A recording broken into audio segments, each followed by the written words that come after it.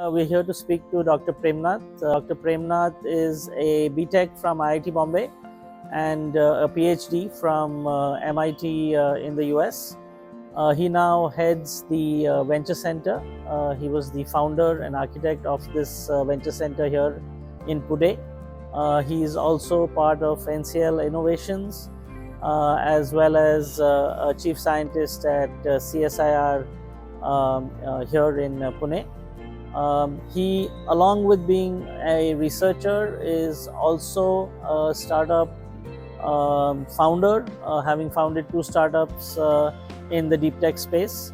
And we're going to talk to him today about deep tech, specifically deep tech entrepreneurship, the idea of patience capital, and what it takes to have these long breakthrough innovations that can potentially change the world in the future. Thank you, Dr. Premnath, for spending the time with us this morning. Yeah, pleasure. And we'll dive straight into it. And let's talk about your work here at Venture Center and also your experience coming from MIT in the US and how you see both MIT in the US and the ecosystem in Cambridge or Silicon Valley and what you are trying to do here at Venture Center. What are the commonalities? What are we trying to do and what's different? And what can we do going forward? Yeah. So, well, first of all, thank you for this discussion. Um, if you look at the ecosystems around the world in the best of places, typically there are a few things that stand out, especially for I'm talking from the point of view of deep tech entrepreneurship. You will find that typically there are a lot of academic and research institutions that bring depth of science into that particular ecosystem. There'll be a lot of talent, scientific talent, inventive energies flowing in those areas. You'll also find people who are interested in building businesses. So you need entrepreneurs, full-time entrepreneurs. You need people who are interested in investing in such companies and see a business opportunity in developing it further. And you also see various mechanisms to advance some of these ideas further down the road so that they are investment ready, right? And that's usually the kind of things that we see in these ecosystems. So if you look at the Boston area, you'll find that all of these things are happening in the city as a whole, right? Now that cannot be replicated everywhere. That's a little unreasonable. I mean, the scale of operations is very, very different. But in many ways, we can create a sort of a mini universe or an ecosystem, I think, in different places. And it's possible to sort of raise the ambitions of entrepreneurs, in those ecosystems, because they usually entrepreneurs respond to the strength of the ecosystem. You, for example, you cannot imagine doing say a nuclear fusion startup, right, in an ecosystem that just doesn't support that kind of activity or investment, for example, right? So you need to get the level of aspiration of entrepreneurs and their ambitions high, and that depends on the ecosystem around you. So in Pune, I actually think that the Pune is a great ecosystem, an upcoming ecosystem, but it's a great ecosystem to be in. One is that we definitely have a culture of entrepreneurship. We may not have had a long history of technology entrepreneurship, but definitely a culture of entrepreneurship. We do have a lot of people who are building businesses in many domains, automotive, IT, and so on and so forth. And they're doing very successful businesses as well. The other interesting thing about Pune is that it has a, a healthy respect for scholarship, and there are institutions in this city who commit their time and efforts, and people who commit their time and efforts to uh, advancing science and to utilizing it for various use cases. That is not so in many other ecosystems, and that's a very important ingredient of such an ecosystem as well. And since we already have a culture of entrepreneurship in Pune and scholarship driven activities in Pune and institutions, actually, it sort of bodes well for science based entrepreneurship in Pune. And places like venture center are essentially trying to create pieces of the ecosystem that can be put together, assembled together for entrepreneurs to perform, right? It could be business mentors, it could be funding options, it could be hard facilities, specialized facilities which allow them to work in specific domains and advance the technology quite far. It could be networks with hospitals, it could be peer networks of deep tech entrepreneurs. So, all of these things, bringing them together is what we are trying to do. So, while we have still some distance to go, in terms of the depth of activities, the density of activities compared to some of the other ecosystems, I think Pune is poised to actually be one of the top I mean clusters. I'm not saying only in India. In India, of course, I mean, I think we will be among the top two, right? In the near future, I think we should be counted among one and two, right? Yeah. But in globally, I think it's possible to hit about, I think 50, top 50 in the next maybe 10 years, 5, 10 years. So I think that's doable. And it's institutions like TAI Pune are extremely important to this ecosystem. The entrepreneur networks help build and enrich this ecosystem in ways which you cannot actually even imagine, because knowledge workers who build deep tech startups are not people who have easy access to business networks, to business learning, to even they don't have deep pockets, and all of this can be enabled through some of these networks. So we really value what TAI Pune is doing in the form of TAI Nurture. Thank you so much. And just as a follow-up Yeah, question to this thought, let's talk a little bit more about deep tech specifically, yeah, because deep tech tends to have a much longer runway, yeah. right? And you need I think what they call now patience capital, right? Mm, To see it through. mm. And while I think you mentioned all the ingredients that Pune Yeah, or India has, what are your thoughts on this long term kind of staying power, and now it's even more relevant with folks like OpenAI who've been yeah, at it for like a decade, and now we are seeing the fruits of that labor yeah. and the kind of investment that has gone in. Your thoughts on deep tech specifically and the need for that kind of staying power, so that maybe a decade down the line we have a breakthrough innovation that can potentially change the world. Yeah. So first of all, I think we should be clear that deep tech entrepreneurship has an important role in the entrepreneurial ecosystem. The reason people pursue it is because despite the little longer term durations, there is significant potential for outsized Yeah. returns, right? There is also potential to do disruptive, technologies and products which can actually not only change, they can have again their own ecosystem effects, like OpenAI, just as an example that you gave. One company which creates a lot of different other activities. One set of technology is creating so much more in that ecosystem as well, and that's really important, in my opinion, for even for other entrepreneurs to flourish, right? Even in the biotech space, for example, technologies like, for example, gene editing come under the same umbrella. You create some of those, and then it creates a whole universe of other players, and impact in health, it has impact in agriculture, it has impact across different sectors, right? So it's very important to do that. Now, when we do that, clearly many of the deep tech areas are a little longer Right. time frame games, right? You have to play it over a larger period of time, and it also involves a rich need for a richer ecosystem. You cannot work with only few elements of the ecosystem. You need a lot more elements in that ecosystem.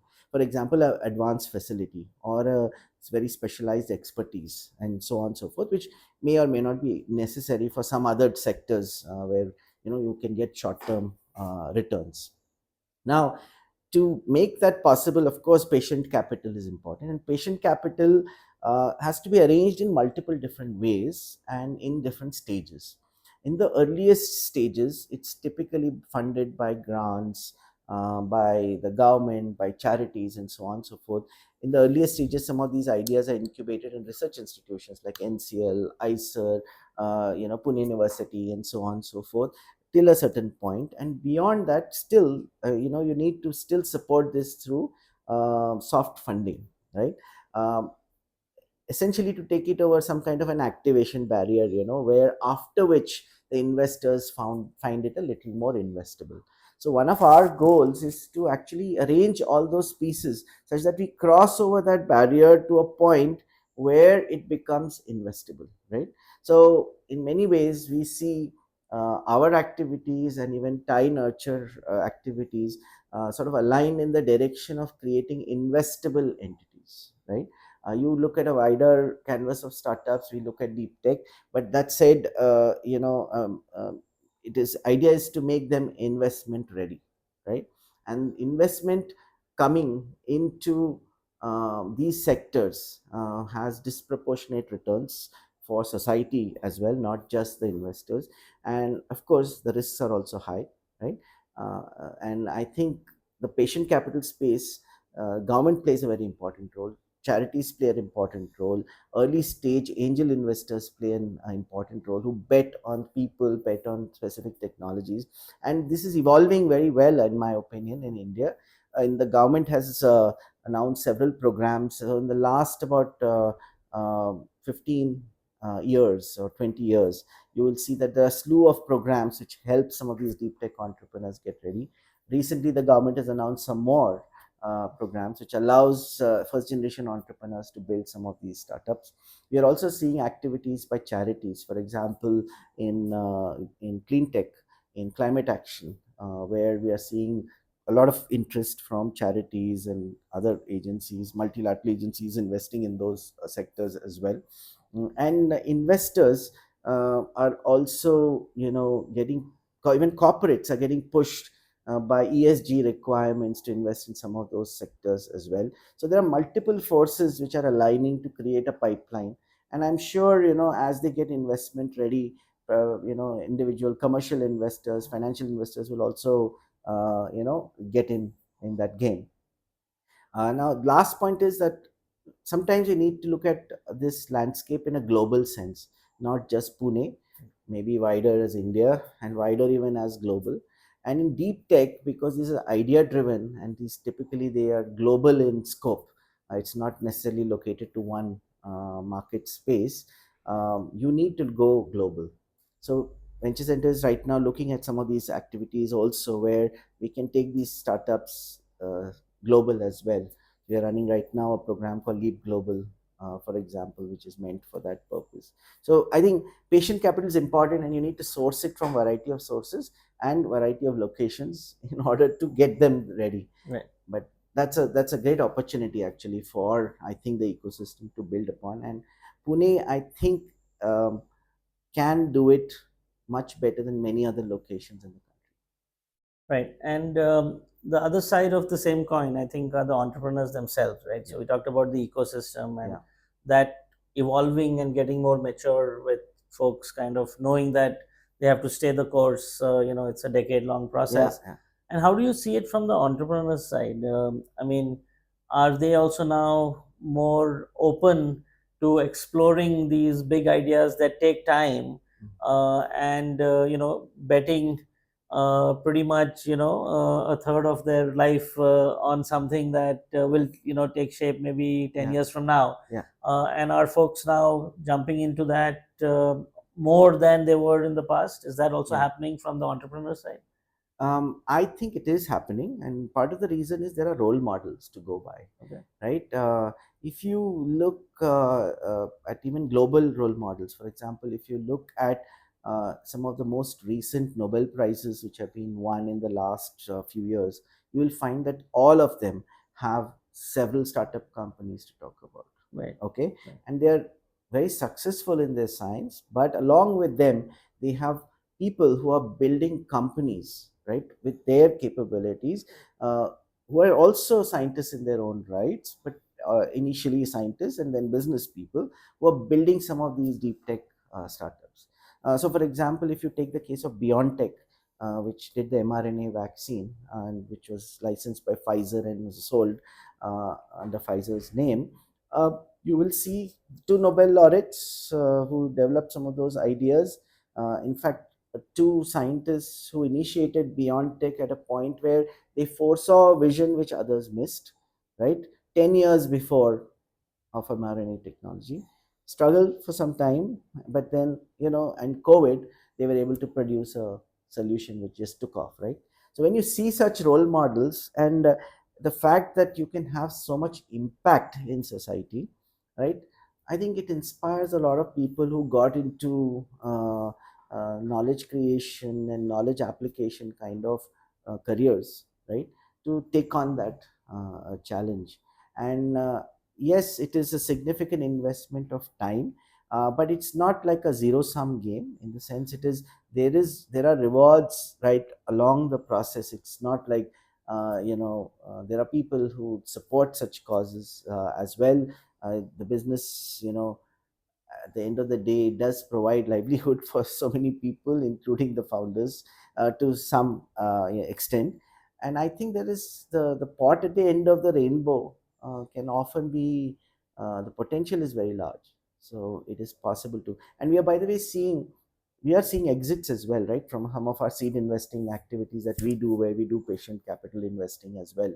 So I think there is evidence building up, and that is encouraging people to do that. That said, you're right, it is not an easy journey. It's not everybody's cup of tea. Not everybody can venture into entrepreneurship, but definitely not into deep tech Right. entrepreneurship.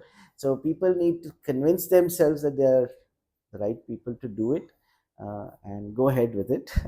Right, and we are here to support them, both uh, Venture Center and Thai Pune.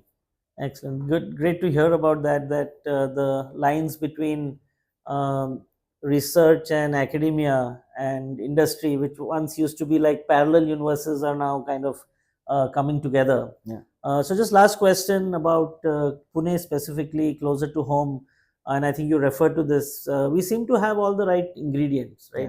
yeah, We have institutions like NCL, we have TAI, we have Venture Center, we have PIC. yeah. We have all of these startups in this area, Mm. and we seem to have, like, within a, I would say, even like a 5 kilometer radius, a lot of this going Yeah.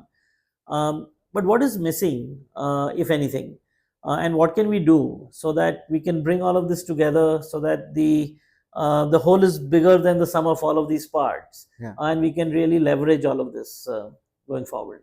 Yeah. So, as you said, we are fortunate to be in a very rich, relatively rich ecosystem in this area, right? And we are especially venture centers on Pune's Research Road with multiple research institutions. We have the benefit of many industries, by the way, in this area, which people underestimate the importance of sometimes, right? We're home to biotech, we're home to automotive industries, a lot of electronics, a lot of IT, and so on, which basically, there's a lot of entrepreneurial energy in this city as well. At the same time, we have a tradition of scholarship, which basically means we can get into deep tech much more easily, because somebody who values scholarship is more likely to invest efforts in knowledge based enterprises, because it takes time to build those, right? Now, uh, but if you compare it with other ecosystems, there are some things which we need to work on. One is, I definitely think that our initial early stage funding landscape is patchy, Hmm. right, in the country as a whole. There's some sectors where there's early stage funding, some sectors where we don't have early stage funding. So we're missing out on those opportunities. We're also missing out on a lot of potential entrepreneurs that we could be supporting, who are trained in these areas and not able to get started just because of lack of resources and opportunities to build that out. The second is that Venture Center is sort of has built a sort of oasis with few sectors where we have built a continuum in the ecosystem, right? In terms of facilities, advisory activities, funding, and so on and so forth. but there are so many other domains which we need to be working on. So there's space for a lot of more, in my opinion, mini ecosystems which are little more sector specific, and I think we need to build that out. For example, we are home to the largest number of cattle in the world. Okay. Right. And we are in an agriculture hub as well. Right. And there's a lot of deep tech happening right now in that space, right? Unfortunately, we are not having, in my opinion, adequate entrepreneurial activity of the deep tech nature, and that's in that space. Yes. And you can bring in all the other tools, AI and so on and so forth on top of it, but we could be leveraging those as well. Right. Isn't it? Everybody doesn't have to focus on consumer tech or Correct. AI and so on and so forth. There are so many other things, and these are very large industries. Okay, it's not small at all. Right. The third area is that ecosystems need specialized facilities and access to them, especially in deep tech. If I need a specialized instrument to work with, or a specialized equipment to do some processing and so on and so forth, that has to be available, right? Now that so far in Indian institutions, it's been put in government related institutions. So that needs to, right now, to large extent, I feel it is we don't have too many of those. So what happens typically is that there are internal programs which are running and therefore not available to entrepreneurs, right? And that is an issue, right? So because we are just then relying on innovation from academics and Right. not the private entrepreneurs as well. So these gaps like funding and so on, and then of course the networks. We have tried to build networks in health, for example, with hospitals, with not-for-profits, and so Right. on, who are other very important parts of this ecosystem. How do we sort of enrich those ecosystems? That's another important activity I think we need to do in Pune. Sometimes people work in silos. You want them to work together. Right. Right. So these are some things I think need to be done. Business expertise, there's quite a lot available, and I'm glad Thai Nurture is bringing that to the table.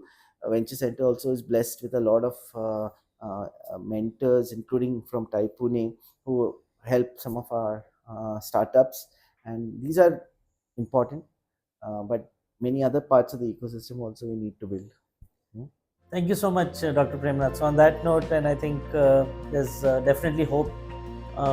We have all the right pieces in place, and hopefully we can bring that together to really leverage what we have and keep this going.